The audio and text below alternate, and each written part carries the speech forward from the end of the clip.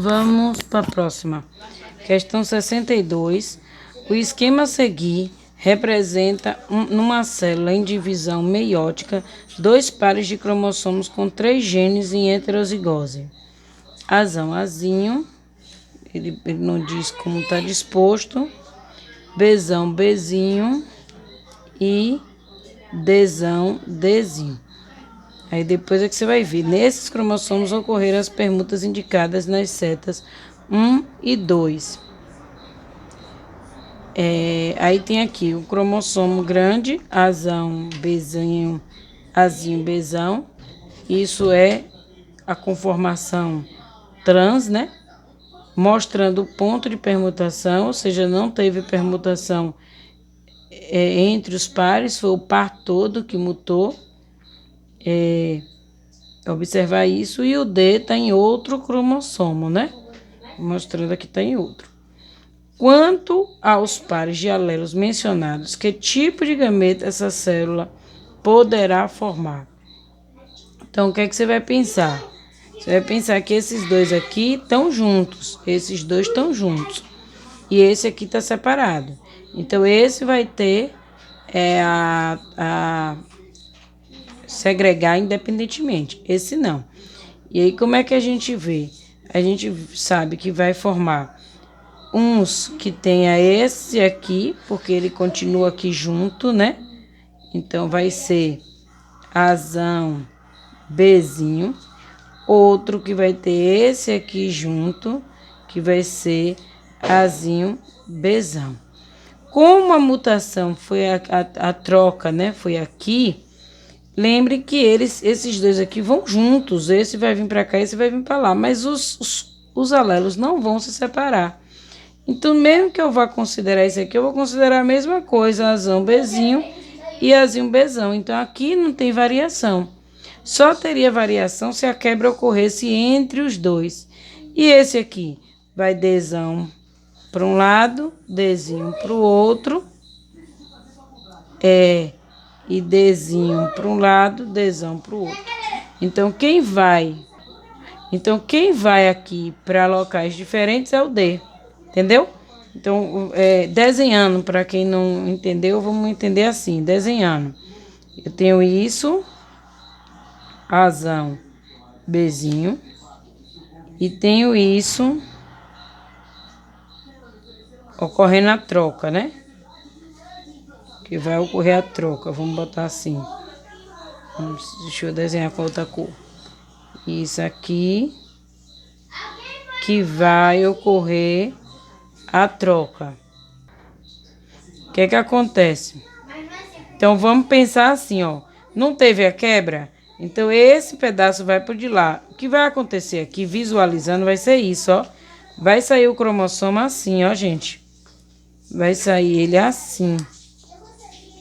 Só que o azinho e o Bzão vem aqui. E o azão e o Bzinho vem aqui, né? Nesse daqui, esse aqui assim, e esse com o azão e o Bzinho, com o azinho e o Bzão. Quando eu dividir isso aqui mais uma... Eita, desculpa, estava fora da... Deixa eu afastar isso. Quando eu dividir isso mais uma vez, vai ser isso, ó. Vem um cromossomo assim, um assim, ó. Vai vir isso aqui. Cada um desses vai formar uma célula. Um com azão, Bzinho. Um com azinho, Bzão. Outro com... Vixe, botei errado. Azinho, Bzão. E outro com azão, Bzinho. Tá certo? Cada um desses vai formar uma célula, ó. Ao mesmo tempo que o do D vai vir aqui um Dzão para aqui, um Dzinho para aqui, um Dzinho para aqui e um Dzão para aqui. A variação é essa. Em desenho seria isso aí, tá cá? Então, vai ser que gametas, Laísa? Azão, Bzinho, Dzão, azinho, Bzão, Dzinho, azão, Bzinho, Dzinho e azinho, Bzão, Dzão, Dzão. Aí pergunta, que pares de alelo tem segregação independente? Vai ter segregação independente o D, né? Esse desenho, qual é o desenho? Esse aqui vai ter segregação independente. Na verdade, porque esse aqui tá ligado, você lembra logo de genes ligados, que a maior parte dos gametos, no final das contas, vão ter essa formação aqui, né? No caso aqui não vai aparecer, mas se isso aqui tivesse sido crossover entre esses, sempre vai aparecer maior os parentais.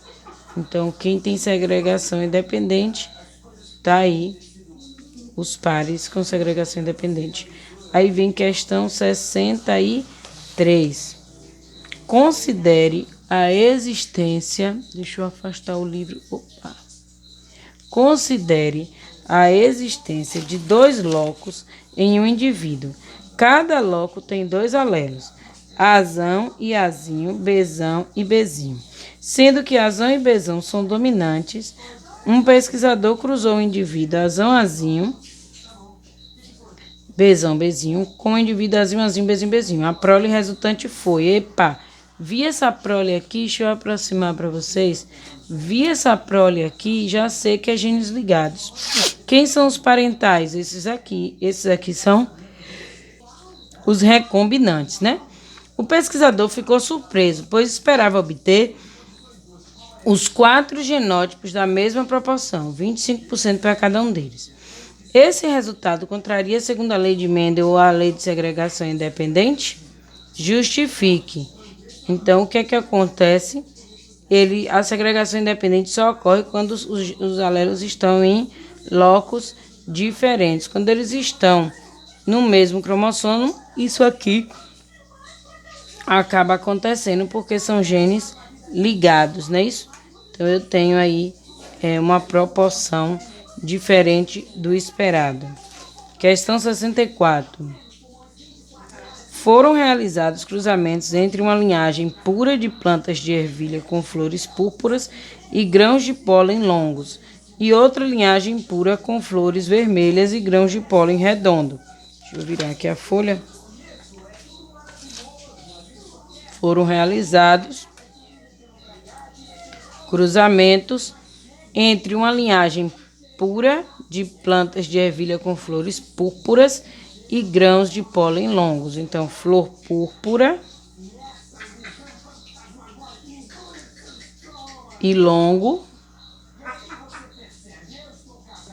E eu tenho flores vermelhas, aqui é pura, né? E outra linhagem pura com flor vermelha e grão de pólen redondos. Todas as plantas produzidas tinham flores púrpuras e grãos de pólen longo. Bem, todas 100% foi igual ao parental. Cruzando-se essas plantas heterozigóticas com plantas de linhagem pura, de flores vermelhas e grãos de pólen redondo, foram obtidas 160 plantas. Olha para aqui, ó. Se eu tenho proporção bem diferente assim, provavelmente eu estou falando em quê? Em genes ligados.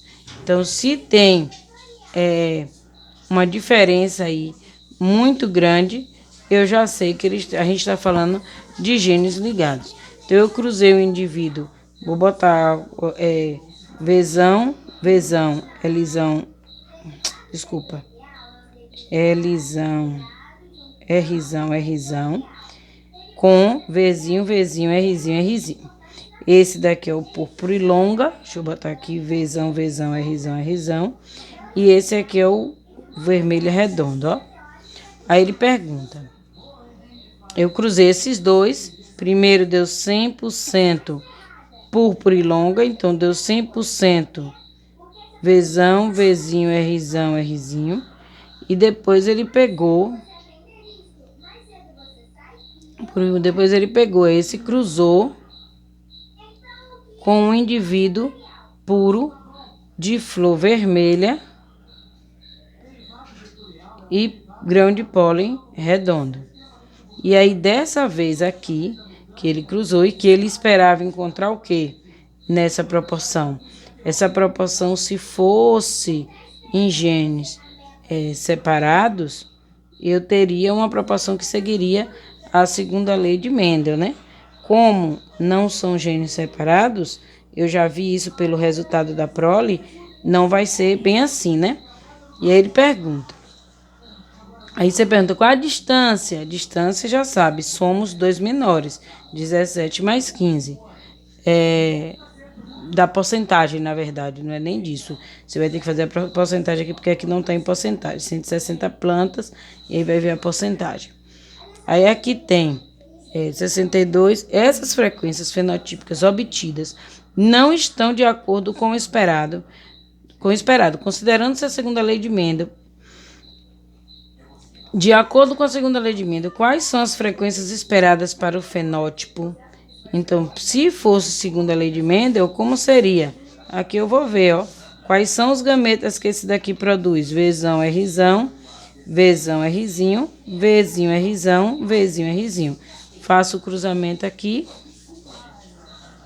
ó, com os 4 gametas que ele produz. Vzão, Rzão, Vzão, Rzinho, Vzinho, Rzão e Vzinho, Rzinho. Com os gametas que a mãe produz, só produz um, ó. Com a mãe não, que o outro produz, né? Só produz um. E boto aqui, ó, Vzão, Vzinho, Rzão, Rzinho, Vzão, Vzinho, Rzinho, Rzinho, Vzinho, Vzinho, Rzão, Rzinho e Vzinho, Vzinho, Rzinho, Rzinho. Então, eu teria 25% de cada fenótipo, que de 160 indivíduos seriam 40 indivíduos de cada tipo. Como foi diferente disso? A resposta B é justamente isso. Explique a razão das diferenças entre as frequências esperadas e observadas. Então, eu já sei que não estão... não são genes que têm segregação independente. Eles estão no mesmo cromossomo, ou seja, é um caso de linkagem ou ligação gênica. Questão... Eu só passei até 64, né? 57 a 64.